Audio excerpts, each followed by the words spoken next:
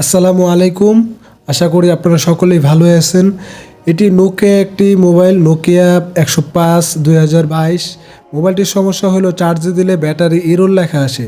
তো এটি একটা কমন একটি সমস্যা। তো প্রায় কাস্টমার এরকম সমস্যার জন্য কাস্টমার আমাদের কাছে নিয়ে আসে মোবাইলগুলা। তো চলেন আমরা মোবাইলটার কাজ করে দেওয়ার চেষ্টা করি। আশা করি কাজটা সম্পূর্ণ হয়ে যাবে এক চান্সেই। চলেন দেখতে থাকি। এই সমস্যাগুলো অনেক জায়গা থেকে হতে পারে।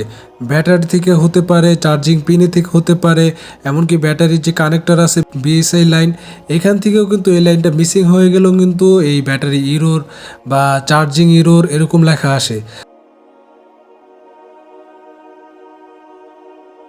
কাজটা করার জন্য আমরা একটা জাম্পারিং কয়েল নিলাম। জাম্পারিং কয়েলটা বিএসআই লাইন থেকে একটা রেজিস্টারের সাথে আমরা এখন ঝালাই করে দিব, তারপরে দেখব আমাদের কাজটা হয়েছে কিনা।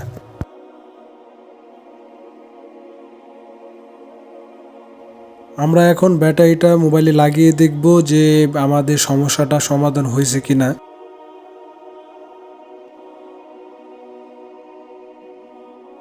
জি আলহামদুলিল্লাহ, আমাদের সমস্যাটাই সমাধান হয়ে গেছে।